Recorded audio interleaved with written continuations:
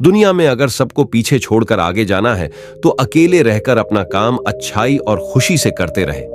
खुद को सुधार ले, अगर तू काम नहीं करेगा तो तेरा साथ कोई नहीं देगा। ऐसा महात्मा गौतम बुद्ध ने कई सालों पहले अपने शिष्यों से क्यों कहा था? इसके पीछे का कारण क्या है, कहानी क्या है, इसी के बारे में हम आज के इस वीडियो में जानेंगे।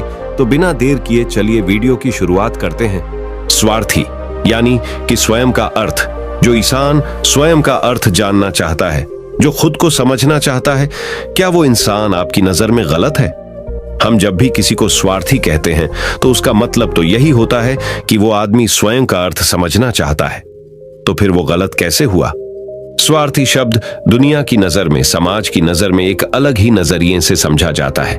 अक्सर हम अपने आसपास ऐसे बेहद से लोगों को देखते हैं जो स्वभाव से बहुत अच्छे प्रतीत होते हैं, यानी कि सब लोगों की मदद करते हैं, सबसे अच्छा व्यवहार रखते हैं। लेकिन इसके साथ हमने ये भी देखा होगा कि ऐसे लोग जो स्वभाव के अच्छे होते हैं, दूसरों की मदद करते हैं, वो दुखी भी ज्यादा रहते हैं। और जो लोग स्वार्थी होते हैं वो फलते फूलते चले जाते हैं। तो ऐसे में परमात्मा की सत्ता पर उंगली उठाना निश्चित है। लेकिन अगर ये सत्य है तो हमें कौन सा मार्ग अपनाना चाहिए? क्या हम भी दूसरों के जैसे बन जाएं? पता नहीं आप में से कितने लोग ये मानते हैं कि अच्छे लोग जीवन में बहुत दुखी रहते हैं, लेकिन इसके पीछे का सत्य क्या है? अगर हम इसके पीछे का सत्य नहीं जानेंगे, नहीं पहचानेंगे, तो कहीं ना कहीं हमारा अवचेतन मन भी बुराई की तरफ झुक जाएगा। इसीलिए अपने मन में ऐसे विचार पनपने से पहले इस बात की पूरी सच्चाई, पूरा निष्कर्ष निकाल लें, ताकि भविष्य में आपको अपने अच्छे होने पे पश्चाताप ना हो, दुख ना हो। आज की जो बौद्ध कहानी मैं आपको सुनाने वाला हूं, उसमें आपको 5 ऐसे तरीके पता चलेंगे जिसके माध्यम से अगर आप कर्म करते हैं तो आप अच्छे कर्म भी कर पाएंगे और दुखी भी नहीं होंगे। एक गांव में आनंद नाम का एक युवक रहता था। उसका भरा पूरा परिवार था। उसके 2 बच्चे थे, उसकी पत्नी थी, लेकिन उसके माता पिता इस दुनिया से चल बसे थे। इसीलिए पूरे परिवार की जिम्मेदारी उसी के कंधों पर थी। बच्चे अपनी पढ़ाई करते थे और उसकी पत्नी अपने घर गृहस्थी के कामों के साथ गाय, भैंस, बकरी इत्यादि का दूध बेचकर अपना घर चलाती थी। और आनंद पहाड़ में पत्थर तोड़ने का काम करता था। बहुत ही मेहनत भरा काम था। पूरे दिन काम करता तो रात को थक कर घर पर वापस लौटता। लेकिन इतनी मेहनत करने के बाद भी अगर आनंद को गांव का कोई भी आदमी मदद के लिए बुलाता तो आनंद कभी भी मना नहीं करता था। उसके जीवन का एक ही सिद्धांत था, अगर मैं दूसरों की मदद करूंगा तो परमात्मा मेरा साथ देंगे, परमात्मा मेरे साथ कुछ बुरा नहीं होने देंगे। आनंद अपने इस सिद्धांत का पालन बहुत ही कड़ाई के साथ करता था।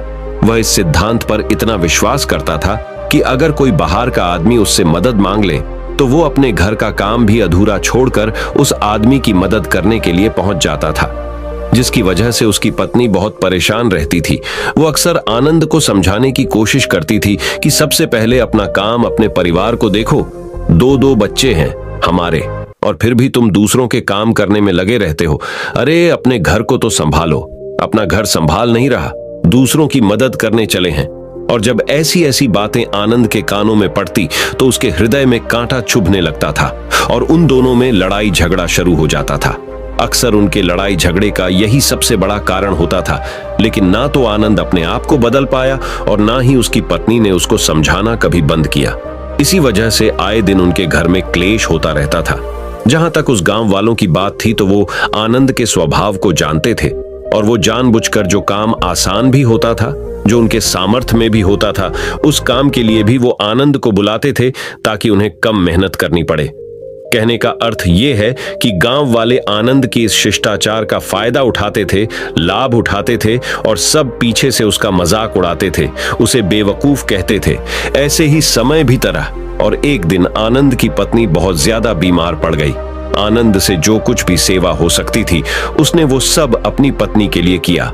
उसने गांव के वैद्य को बुलाकर अपनी पत्नी की जांच करवाई, लेकिन ये रोग उस वैद्य की पकड़ के बाहर था। इसीलिए उस वैद्य ने कहा कि तुम अपनी पत्नी को नगर में जाकर किसी बड़े वैद्य को दिखाओ तो तुम्हारी पत्नी की जान बच सकती है। जल्द से जल्द नगर पहुंचने की व्यवस्था करो, नहीं तो तुम्हारी पत्नी के प्राण संकट में हो जाएंगे। ये सुनकर आनंद के पैरों तले जमीन फिसल गई। उसने ये नहीं सोचा था कि उसकी पत्नी के प्राण संकट में है। वो सोच रहा था कि कोई साधारण सा रोग होगा जिसका इलाज हो जाएगा, लेकिन जब उसने वैद्य की यही बात सुनी तो वो घबरा गया। अब पत्नी को नगर तक कैसे लेकर जाए, क्योंकि उसके पास इतना धन नहीं था कि वो अपनी पत्नी के लिए एक घोड़ा गाड़ी करके उसमें अपनी पत्नी को लिटाकर नगर में ले जा सके। उसकी पत्नी की हालत बिल्कुल चलने की भी नहीं थी, इसलिए उसे नगर पहुंचाने के लिए किसी घोड़ा गाड़ी की जरूरत थी। संयोग से उसके पड़ोसी धन्मू के पास एक घोड़ा गाड़ी थी। वो अक्सर व्यापार के लिए अपनी घोड़ा गाड़ी नगर में लेकर जाया करता था। इसीलिए आनंद के मन में विचार आया कि मैं धन्मू की घोड़ा गाड़ी ले सकता हूं। मैं धन्मू की इतनी मदद करता हूं, कभी उसके काम को नहीं टालता, तो वो तो मेरे काम को कभी मना ही नहीं कर सकता। और यही सोचकर वो घोड़ा गाड़ी लेने के लिए धन्मू के पास पहुंच जाता है। लेकिन धन्मू बहुत ही चालाक इंसान था। वो बिना किराए के अपनी घोड़ा गाड़ी अपने सगे संबंधियों के लिए भी नहीं ले जाता था, तो आनंद की तो दूर की बात रही। जब आनंद ने उससे घोड़ा गाड़ी के बारे में पूछा तो उसने ये कहकर उसका ये काम टाल दिया कि मेरे घोड़े बहुत ज्यादा बीमार हैं, वो शायद बच भी मुश्किल से पाएंगे। 5 दिनों से वो कुछ नहीं खा रहे, तो ऐसे में बेचारा घोड़ा गाड़ी लेकर कहा, नगर तक पहुंच पाएगा। हाँ, अगर तुम कुछ धन की व्यवस्था कर सकते हो तो मैं अपने एक मित्र की घोड़ा गाड़ी तुम्हारे लिए मंगवा सकता हूं। यह सुनकर आनंद परेशान और चिंतित हो गया, क्योंकि उसके पास धन तो था ही नहीं।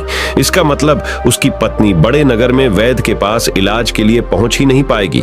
उलझन भरे हुए विचार लिए हुए जब आनंद वापस आ रहा तो उसने एक दिल दहलाने देने वाला दृश्य देखा। उसने देखा कि धन्मू के घोड़े, जो धन्मू के अनुसार बीमार थे और कुछ खा भी नहीं रहे थे, वहीं घोड़े गांव का ही एक युवक उसकी बाड़ से खोलकर बाहर ला रहा था और गाड़ी में उसको जोत रहा था। ये देखकर पहले तो आनंद को कुछ समझ में नहीं आया। उसके बाद जब आनंद ने उस युवक से पूछा तो उसने बताया कि धन्मू ने ये घोड़ा गाड़ी उसे किराए पर दी है।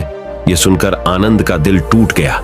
उसने कभी सपने में भी नहीं सोचा था कि उसका सबसे अच्छा मित्र धन्मू उसके साथ ऐसा कर सकता है।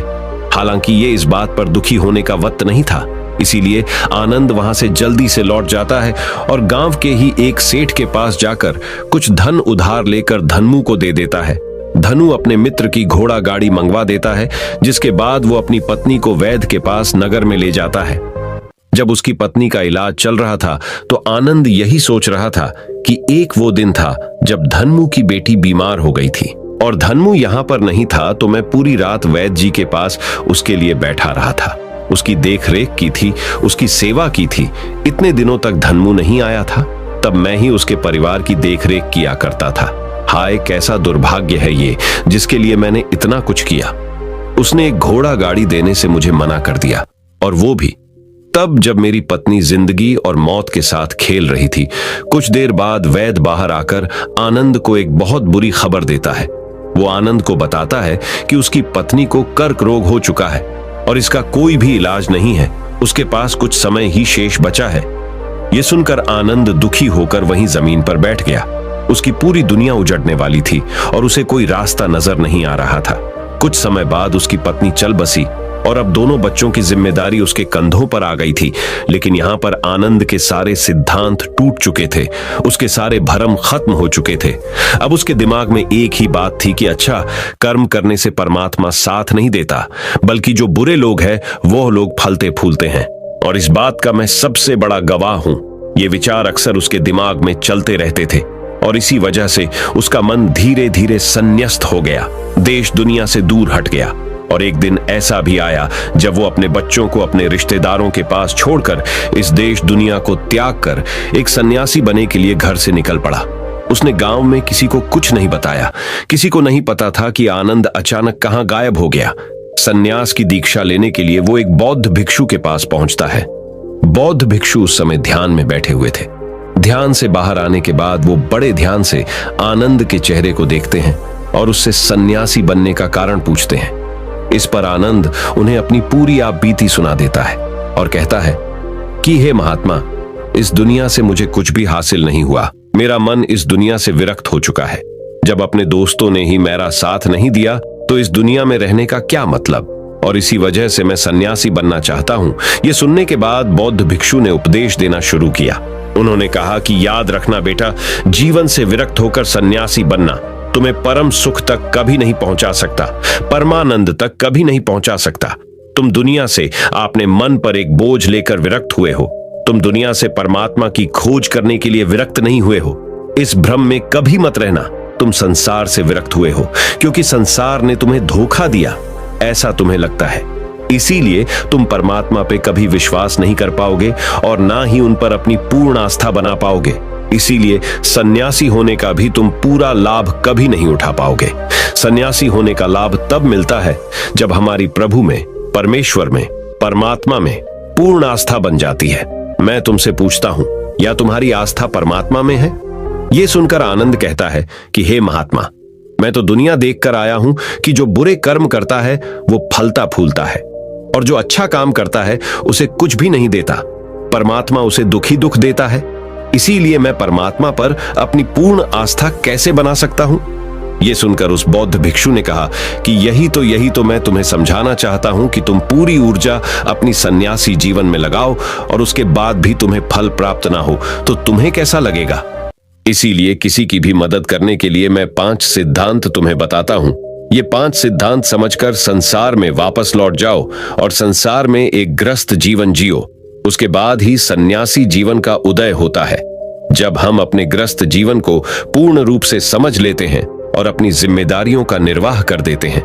ये कहकर बौद्ध भिक्षु ने कहना शुरू किया कि जब भी तुम किसी की सहायता करते हो, किसी की मदद करते हो, तो उसमें सबसे पहली बात, सबसे पहला सिद्धांत जो ध्यान में रखने का होता है वो होता है कि किसी की मदद करते वक्त, किसी की सहायता करते वक्त कभी भी उससे उम्मीद मत रखना। ये मत सोचना कि आज मैंने इसकी सहायता कर दी, मदद कर दी, तो कल बदले में ये भी मेरी सहायता करेगा, मेरी मदद करेगा। अगर तुम ऐसा सोचोगे तो तुम्हें जीवन में दुखों का सामना करना ही पड़ेगा, क्योंकि एक नहीं तो दूसरा, या दूसरा नहीं तो तीसरा, कोई ना कोई तुम्हारी उम्मीद जरूर तोड़ेगा। और वास्तविकता में वो मदद या वो सहायता नहीं होती, वो हमारे लालच का ही एक रूप होता है। हम उसकी सहायता या मदद निर्भर तरीके से नहीं कर रहे हैं। हमारे मन में लालच का भाव है, हमारे मन में बदले का भाव है। हम ये सोचकर मदद करते हैं कि इसकी मदद कर देता हूं तो कल ये मेरा भी मदद करेगा, और यही लालच हमें अक्सर उन लोगों की मदद करने पर विवश करता है जो किसी ना किसी रूप में धनवान होते हैं, क्योंकि हमें लगता है कि कल ये आदमी धन के द्वारा मेरी मदद कर सकता है। और इसीलिए जिस इंसान को वास्तविकता में मदद की आवश्यकता है, हो सकता है वो गरीब हो, लेकिन हमारा मन अपने लालच के वशीभूत होकर उसकी मदद कभी नहीं करेगा। इसीलिए किसी की मदद और किसी की सहायता करने के अपने विचार को विस्तार दो। केवल एक प्रकार के वर्ग के लिए अपनी सहायता या अपनी मदद पेश मत करना, उन सब के लिए समान होनी चाहिए।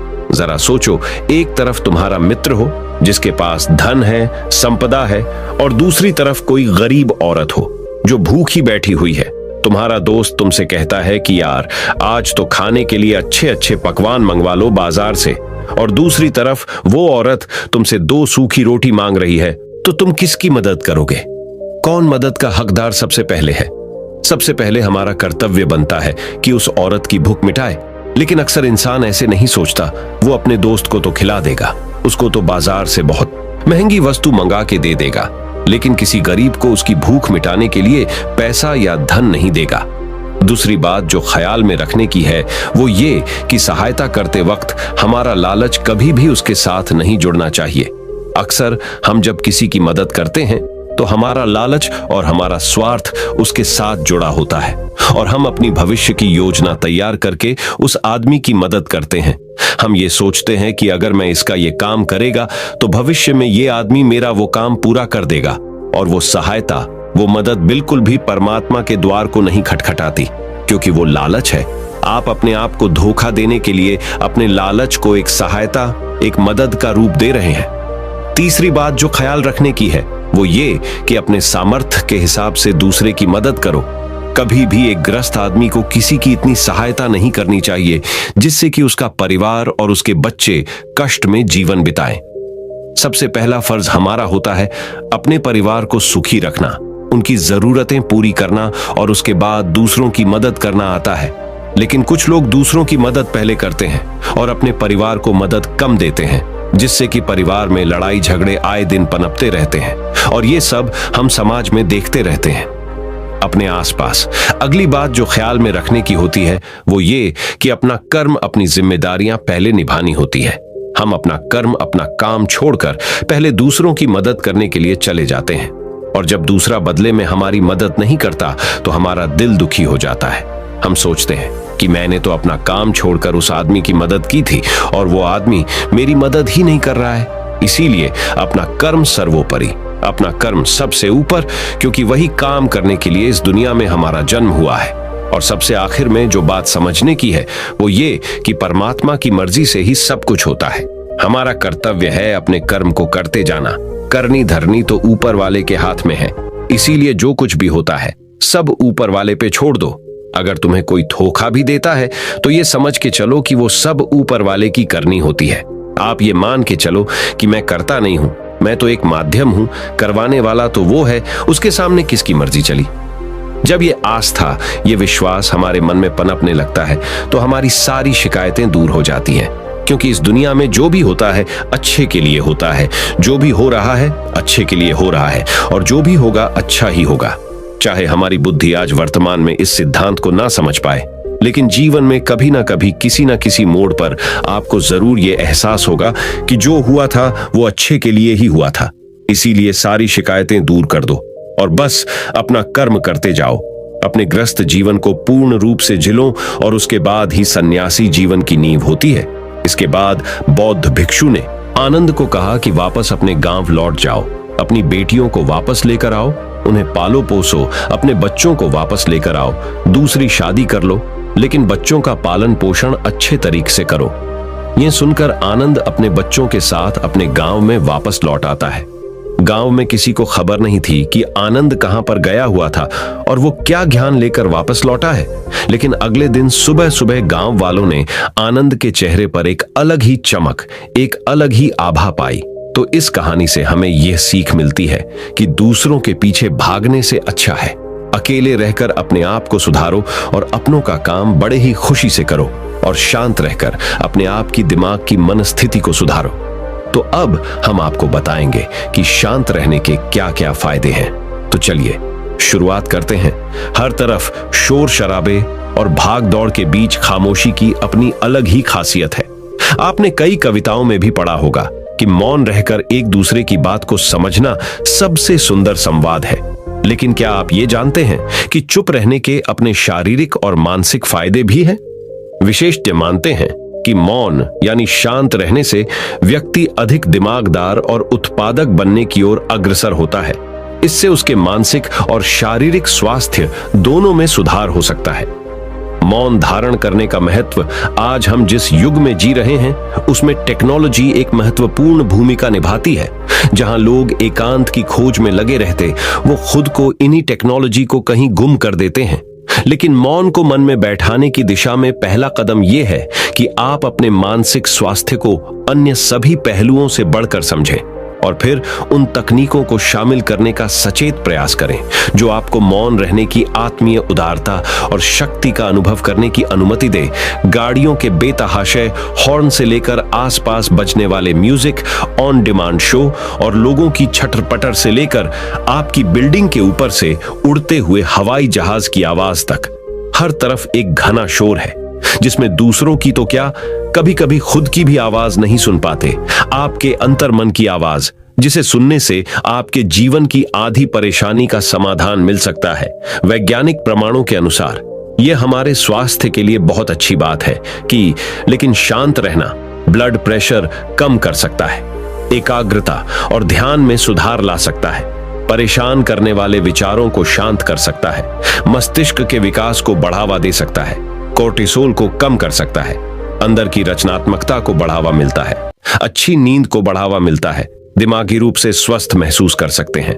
हालांकि यहां मौन रहने का मतलब परेशानी में भी चुप्पी साधे रहने से नहीं है, बल्कि अनावश्यक किसी भी शोर से दूर रहने और ध्वनि प्रदूषण से बचना है। मौन रहते हुए धीरे धीरे गहरी सांस लेने से और भी फायदे मिल सकते हैं। चुप रहना है अनेक समस्याओं का हल। तनाव घटाने और एकाग्रता बढ़ाने के लिए हम आपको अब 9 फायदे बनाएंगे। मेडिटेशन और ध्यान लगाना खुद को शांत करने और तनाव घटाने का एक बेहतरीन तरीका है।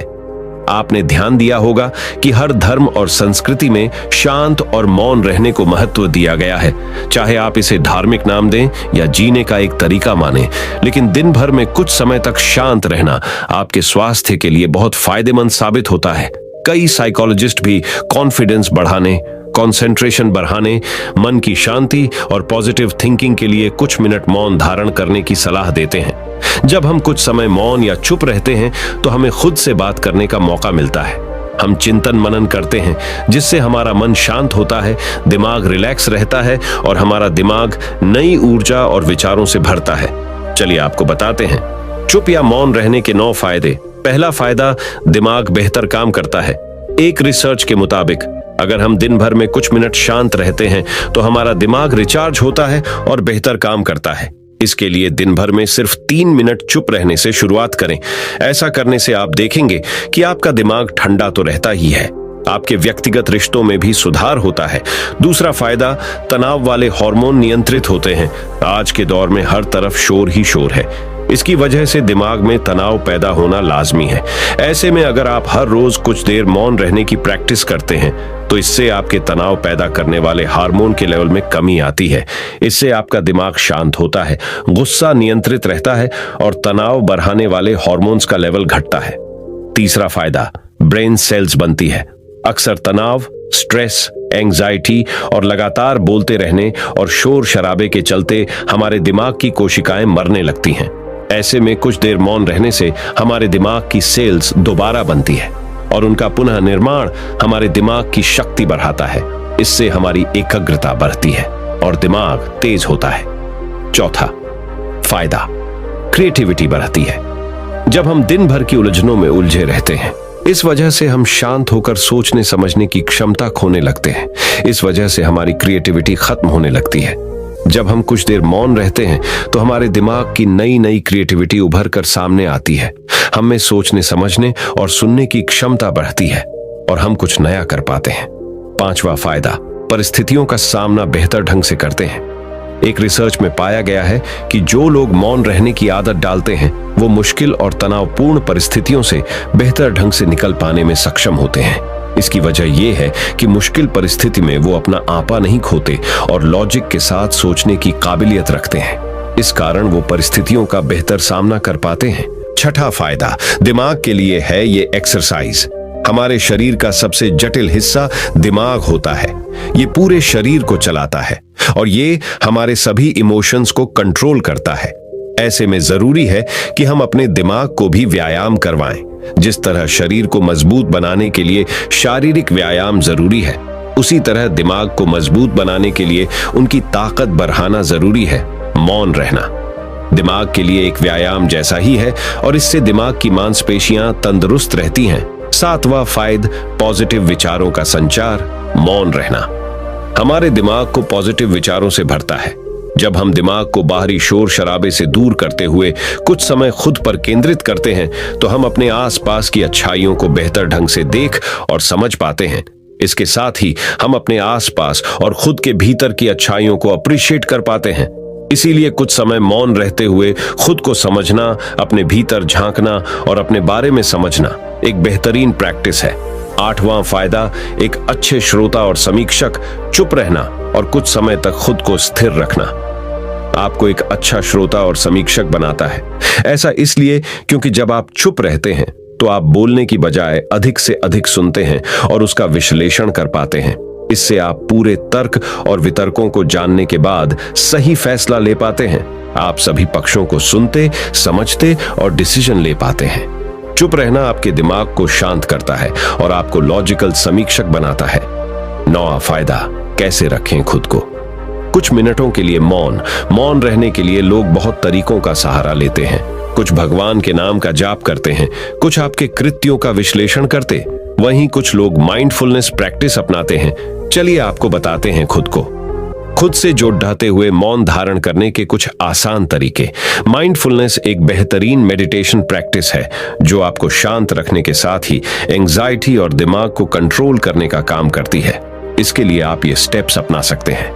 पहला स्टेप, सबसे पहले आराम की अवस्था में बैठ जाएं और अपनी आंखों को रिलैक्स करते हुए मूंद लें। दूसरा स्टेप, अब अपनी सांसों पर पूरा ध्यान केंद्रित करें। अपनी सांस के उठने और गिरने की गति पर ध्यान दें और अपना दिमाग बाहरी शोर से दूर सिर्फ और सिर्फ अपनी सांसों पर केंद्रित करें। तीसरा स्टेप, अपनी सांसों पर ध्यान देना आपके पूरे शरीर को शांत करता है, दिमाग में रक्त संचार बढ़ाता है और तनाव दूर करने में मददगार होता है। चौथा स्टेप, खुद को शांत करते हुए अपने पूरे शरीर को अंदर ही अंदर स्कैन करना भी फायदेमंद साबित होता है। इससे आपको अपने शरीर के बारे में बेहतर समझ में आता है। इससे आपके दिमाग और शरीर के बीच में बेहतर संबंध स्थापित होता है। हम उम्मीद करते हैं कि ये जानकारी आपके काम आएगी। तो चलिए जानते हैं हमारे शब्दों में कितनी ताकत होती है एक कहानी के माध्यम से। तो चलिए उस कहानी की शुरुआत करते हैं। जो लोग बुद्धिमान हैं वह ये जानते हैं कि शब्द हथियार की तरह होते हैं जिनसे किसी को भी बचाया जा सकता है या किसी को भी मारा जा सकता है। अब आप सोच रहे होंगे कि शब्दों से किसी को मारा कैसे जा सकता है। तो जरा सोचिए, ज्यादातर आत्महत्याओं के पीछे किसका कारण होता है? किसी के पति ने कुछ कहा, किसी के पिता ने कुछ कहा और उन लोगों ने आत्महत्या कर ली। ये आत्महत्या किसके कारण हुई? वो पीड़ित के मन को इतना दुखी कर गए कि उसके मन से वो दुख सहना और ज्यादा बर्दाश्त करना नामुमकिन हो गया और इसी वजह से उन्होंने आत्महत्या कर ली।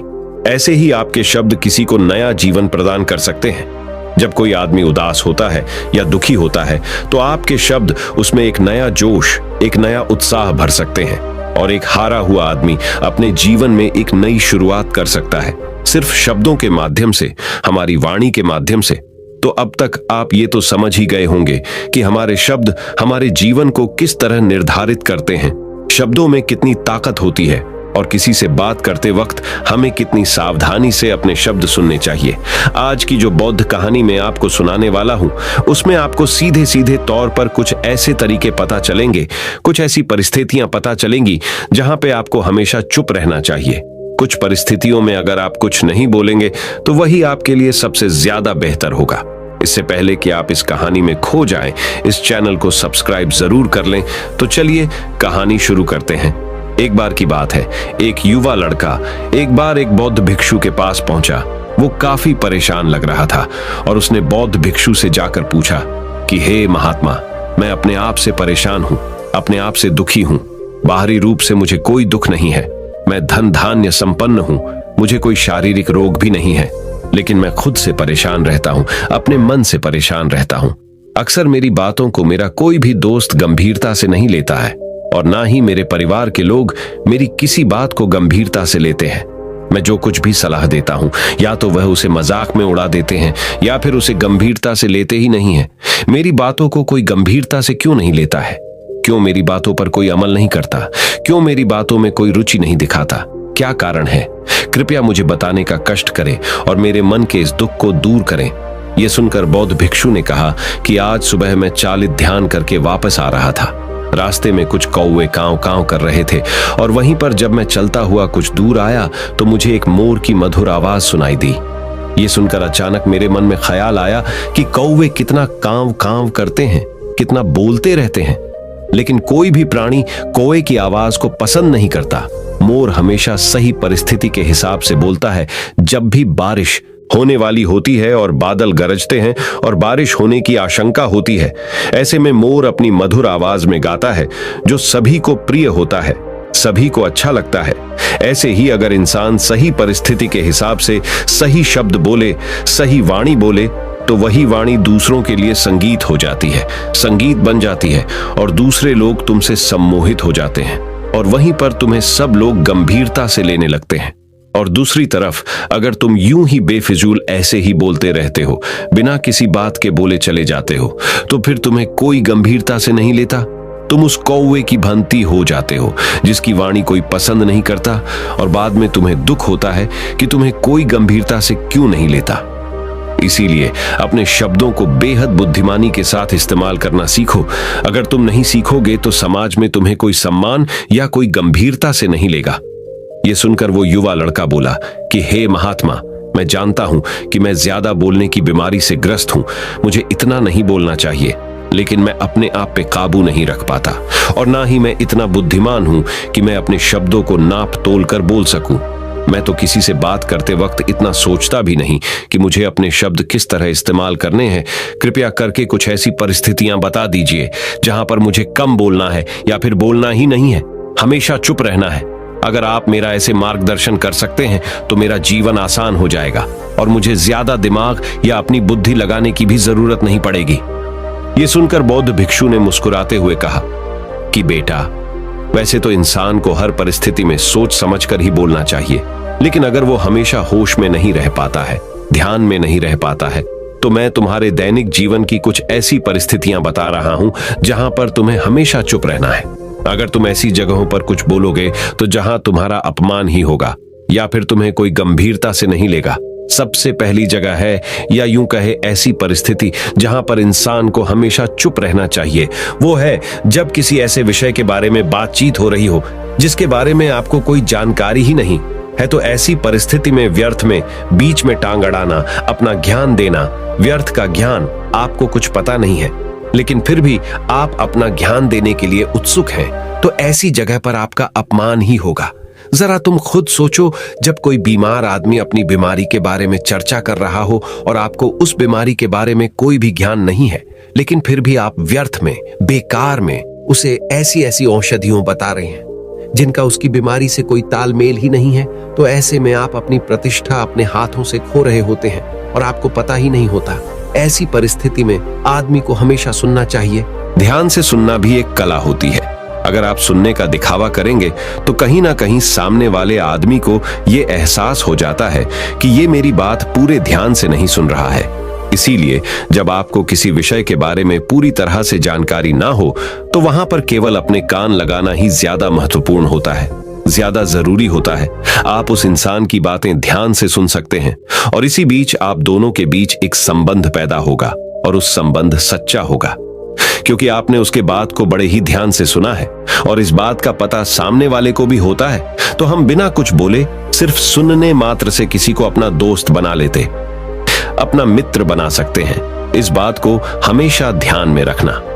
दूसरी जगह जहां इंसान को हमेशा चुप रहना चाहिए वो है खाना खाते वक्त। खाना इंसान को हमेशा चुप रहकर खाना चाहिए, मौन रहकर खाना चाहिए।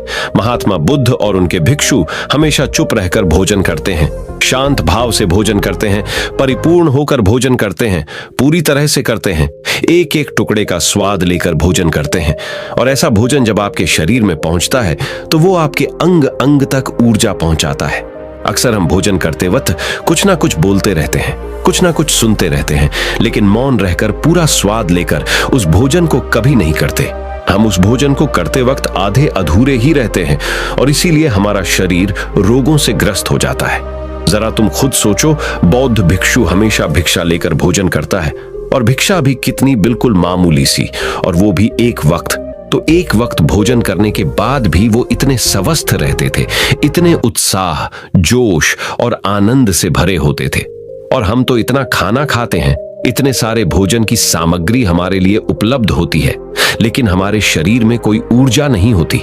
इसका सबसे बड़ा कारण होता है कि हम अपना भोजन होश में नहीं करते हैं, परिपूर्ण होकर नहीं करते हैं, मौन रहकर नहीं करते हैं। इसीलिए अपना भोजन हमेशा मौन रहकर ही करो। तीसरी जगह जहां पर अगर आपने चुप रहना सीख लिया तो इसका मतलब यह है कि आपने अपने ऊपर विजय हासिल कर ली। जी हां, गुस्से में शांत रहना या चुप रहना इतना आसान नहीं होता है। अक्सर हम गुस्से से भरकर कुछ ऐसे शब्द या अपशब्द बोल जाते हैं जिसका पछतावा हमें हमेशा बाद में होता रहता है। लेकिन जुबान से निकला हुआ शब्द वापस नहीं हो सकता, उस शब्द को मिटाया भी नहीं जा सकता। अब वो जिंदगी भर हमारे दामन से जुड़ चुका है और वो गुस्से में बोला गया। अब शब्द हमारे मन को समय समय पर बेचैन करता रहता है, दुखी करता रहता है, लेकिन गुस्से के वक्त चुप रहना सीखना भी एक बहुत बड़ी कला होती है। गुस्से में आदमी का अपने ऊपर काबू कहां रहता है, अपनी इंद्रियों को वश में कहां रख पाता है। इसीलिए इस कला को आप तभी सीख सकते हैं जब आप गुस्सा भी होश में रहकर कर पाए। जब भी आपको गुस्सा आए, आपके दिमाग में सिर्फ एक ही बात आए कि मुझे चुप रहना है, मुझे किसी से कुछ गाली गलौच नहीं करना, किसी को कोई अपशब्द नहीं बोलना। और जब ये विचार गुस्से के साथ जुड़ जाता है और धीरे धीरे ये आदत बन जाता है, तो आप अपने गुस्से को भी काबू में करना सीख जाते हैं। जब भी कभी गुस्सा आए तो किसी को कुछ बोलने की बजाय कुछ शारीरिक व्यायाम करना शुरू कर। उछलना, भागना, दौड़ना, जिम करना, कुछ भी। आप ऐसा व्यायाम कर सकते हो जिसमें आपका शरीर थक जाए। आप पाएंगे कि जब आपका शरीर थक जाता है तो आपका मन भी शांत हो जाता है। आपने उस गुस्से की ऊर्जा को एक सकारात्मक रूप दे दिया। और यही बुद्धिमान व्यक्ति की पहचान होती है, जो दूसरों के तानों से भी अपना घर बना लेता है, अपनी कामयाबी के रास्ते निकाल लेता है। वही सच में बुद्धिमान आदमी है। जो जहर को भी दवा बनाकर इस्तेमाल करना सीख जाए, वही असली बुद्धिमान होता है।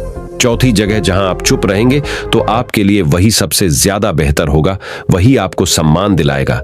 चौथी जगह है जब चार लोग आपस में बैठकर बातें कर रहे हो, कोई बैठक कर रहे हो, तो वहां पर जब चार लोग बात कर रहे होते हैं तो चारों लोग एक साथ तो बात कर नहीं सकते। एक बार में एक व्यक्ति बोलेगा और तीन सुनेंगे, तभी वो बैठक कामयाब हो पाएगी, तभी वो चर्चा सही रूप में आगे बढ़ पाएगी।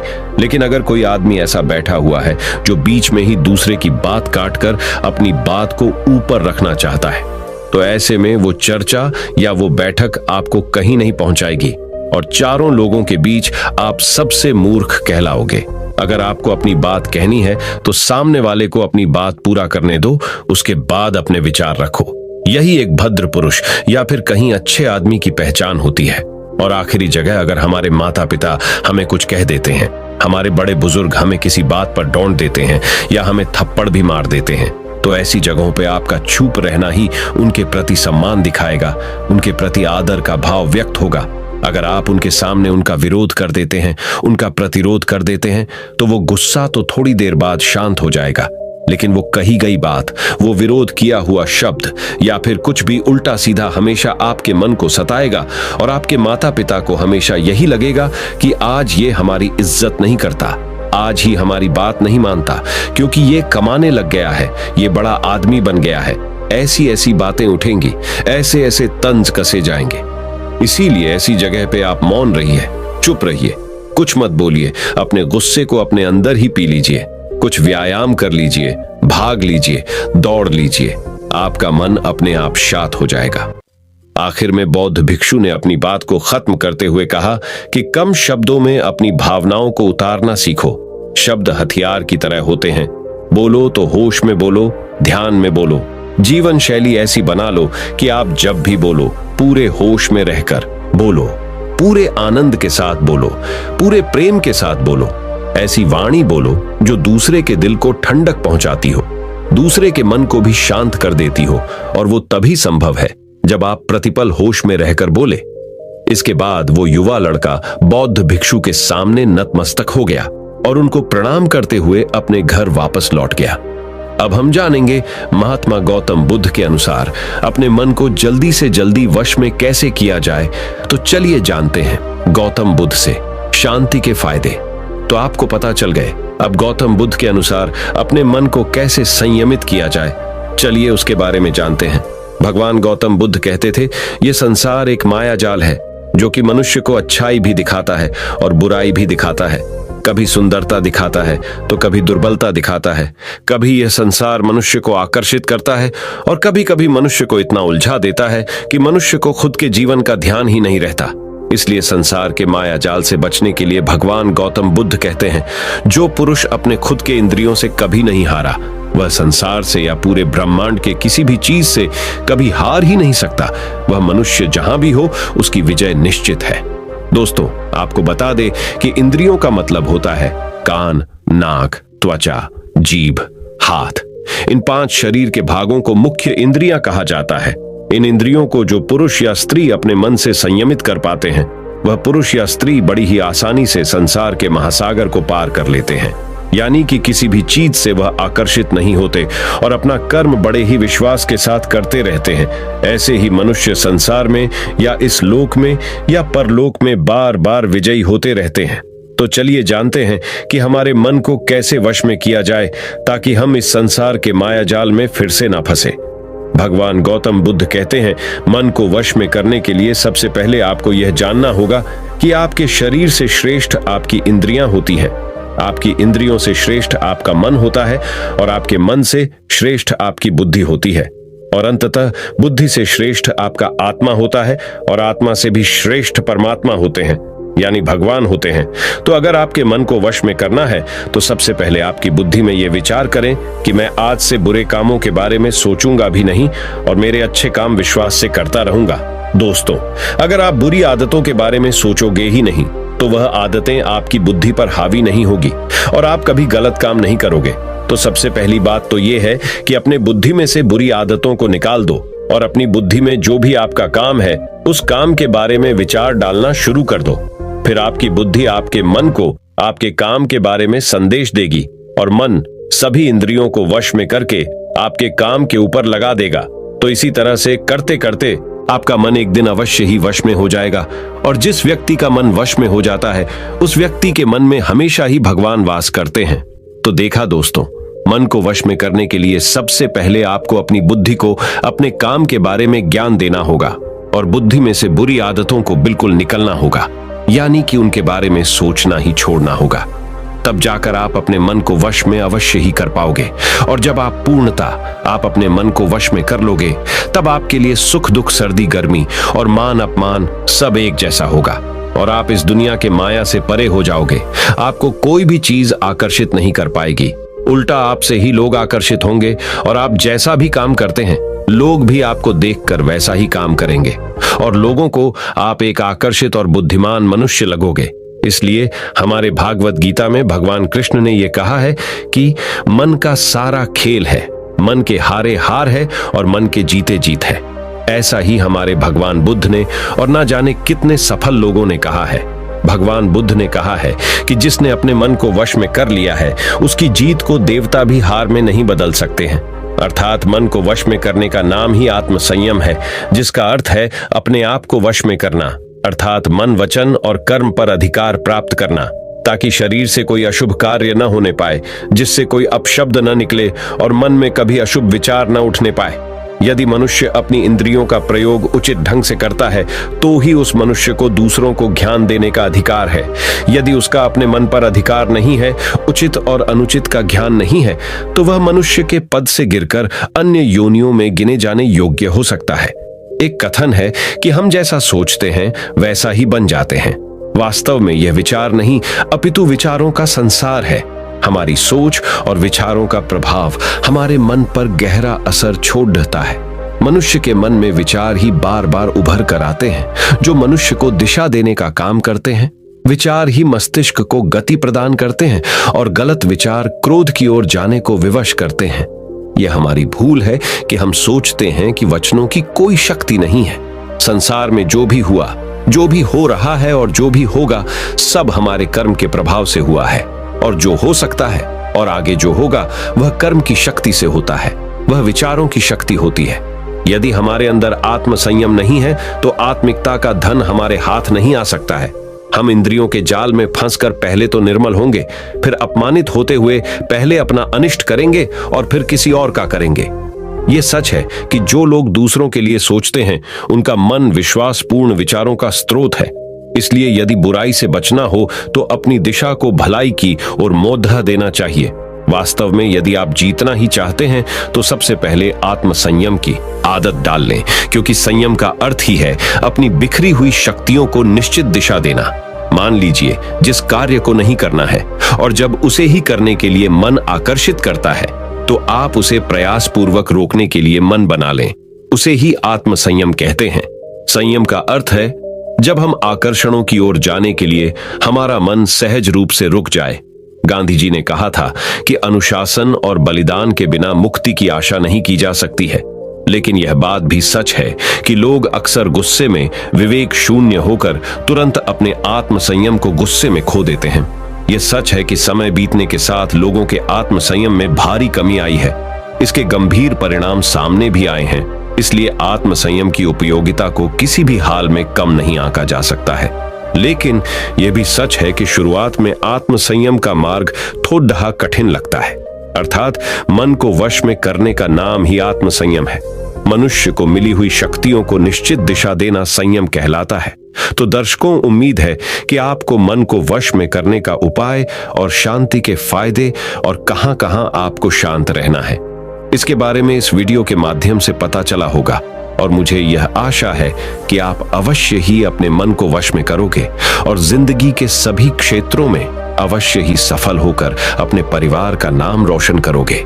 ऐसी ही और गौतम बुद्ध की प्रेरणादायक सीख लेने के लिए हमारे चैनल को फॉलो करें और यह वीडियो आपको पसंद आया हो तो हमारे चैनल को सब्सक्राइब कीजिए और इस वीडियो को एक लाइक कीजिए और इस वीडियो को जितना हो सके उतना अपने दोस्तों के साथ शेयर करें।